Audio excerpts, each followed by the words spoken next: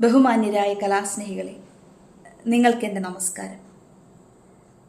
July 4 കാതികൻ V സാംബശിവൻ്റെ ജന്മദിനത്തിനോടനുബന്ധിച്ച് അദ്ദേഹത്തെ പറ്റി സംസാരിക്കാൻ അവസരം ലഭിച്ചതിൽ എനിക്ക് വളരെയേറെ സന്തോഷമുണ്ട്. മനുഷ്യൻ്റെ സാമൂഹികവും സാംസ്കാരികവും രാഷ്ട്രീയവുമായ ഉന്നമനത്തിനു വേണ്ടി പ്രവർത്തിച്ച ഒരു കലയാണ് കഥാപ്രസംഗം. കഥകൾ കേൾക്കാനുള്ള മനുഷ്യൻ്റെ താല്പര്യം തന്നെയാണ് ഈ കലയുടെ വളർച്ചയ്ക്ക് കാരണമായത്. എന്നാൽ കഥാപ്രസംഗം വെറും ഒരു കഥ പറച്ചിൽ മാത്രമല്ല. കഥകളിലൂടെ ചൂഴ്ന്നിറങ്ങിയ ആശയങ്ങൾ മനുഷ്യൻ്റെ വിപ്ലവബോധത്തെ ഉത്തേജിപ്പിക്കുകയും അവരെ കർമ്മനിരതരാക്കാനും സാധിച്ചു. അന്ധവിശ്വാസങ്ങൾക്കും അനാചാരങ്ങൾക്കും അടിമത്തത്തിനുമൊക്കെ പോരാടുകയും അക്ഷരാഭ്യാസമില്ലാത്ത സാധാരണക്കാരായ ജനങ്ങൾക്ക് അനൗപചാരികമായി വിദ്യാഭ്യാസം നൽകാനും കഥാപ്രസംഗ കലയ്ക്ക് സാധിച്ചു. 1924 ചണ്ടാല ഭിക്ഷുകി എന്ന കഥയിലൂടെ സത്യദേവൻ ആരംഭിച്ച കഥാപ്രസംഗ കല നിരവധി കാഥികർ അവരുടെ സംഭാവന നൽകിയിട്ടുണ്ട്.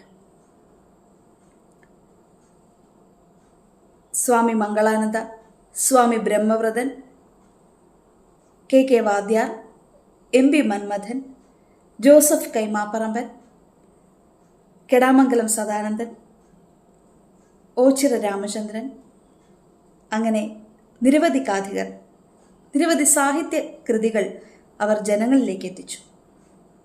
എന്നാൽ ഇവരിൽ നിന്നെല്ലാം വ്യത്യസ്തമായ അവതരണ ശൈലിയിലൂടെ ജനശ്രദ്ധ നേടിയ കാഥികനാണ് വി സാംബശിവൻ.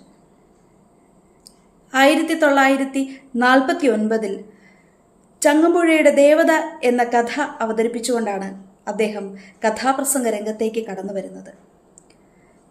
കോളേജ് വിദ്യാഭ്യാസത്തിന് പണം സമ്പാദിക്കുന്നതിന് വേണ്ടിയാണ് കഥ അവതരിപ്പിച്ചതെങ്കിലും ഈ കലയെ ഒരു ജനപ്രിയ കലയാക്കി മാറ്റാൻ അദ്ദേഹത്തിന് സാധിച്ചു. അദ്ദേഹം തൻ്റെ കഥാപ്രസംഗങ്ങളിലൂടെ നിരവധി സാമൂഹിക വിഷയങ്ങൾ കൈകാര്യം ചെയ്തു. സ്ത്രീകൾ നേരിടുന്ന ചൂഷണങ്ങൾ, വിദ്യാഭ്യാസമില്ലായ്മ, ദാരിദ്ര്യം, സ്വാതന്ത്ര്യമില്ലായ്മ, അങ്ങനെ നിരവധി വിഷയങ്ങൾ. ഈ പ്രശ്നങ്ങളെല്ലാം അവതരിപ്പിക്കുന്നതിന് മലയാള സാഹിത്യങ്ങൾ മാത്രമല്ല, മറ്റു ഭാഷാകൃതികളും ലോക ക്ലാസിക്കുകൾ ഉൾപ്പെടെ അദ്ദേഹം അവതരിപ്പിച്ചു. ഈ കൃതികളിലെല്ലാം വളരെ ലളിതമായ ഭാഷയിൽ വ്യത്യസ്തമായ അവതരണ ശൈലിയിലാണ് അദ്ദേഹം ജനങ്ങളിലേക്ക് എത്തിച്ചത്. കഥാപാത്രങ്ങളെ അതേ വികാര വിചാരത്തോടെ ആവിഷ്കരിക്കാൻ അദ്ദേഹത്തിന് കഴിഞ്ഞു. അദ്ദേഹത്തിന് സമർത്ഥമായ ആഖ്യാനം, നാടകീയമായ കഥാസന്ദർഭങ്ങളുടെ അവതരണം,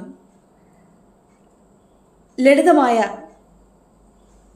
ഈരടികൾ എല്ലാം ജനശ്രദ്ധ നേടി. സാംബശിവനെ ഓർക്കുമ്പോൾ തന്നെ നമ്മുടെ മനസ്സിലേക്ക് അദ്ദേഹത്തിൻ്റെ ഗാനങ്ങൾ ഓടിയെത്തും. അദ്ദേഹം അവതരിപ്പിച്ച കഥയിലെ ഈരടികൾ നമ്മുടെ മനസ്സിലേക്ക് ഓടിയെത്തും. കവർന്നെടുത്തുവോ കാർമേഘം കാർക്കുഴലി നീലിമയാകെ, ഇന്ദുമുഖി നിൻ ചില്ലികളാവാൻ ഇന്ദ്രധനുസിന് കൊതി തീർന്നില്ല. പുഷ്പിത ജീവിത വാടിയിലോ ഒരപ്സര സുന്ദരിയാണ് നിസ്യ. പുഷ്പിത ജീവിത വാടിയിലോ ഒരപ്സര സുന്ദരിയാണ് നിസ്യ. വളരെ ലളിതമായ വാക്കുകളിലൂടെ, ലളിതമായ സംഗീതത്തോടെ, കഥാസന്ദർഭത്തിനനുസരിച്ച് അദ്ദേഹത്തിന് ഈരടികൾ അവതരിപ്പിക്കാൻ സാധിച്ചു.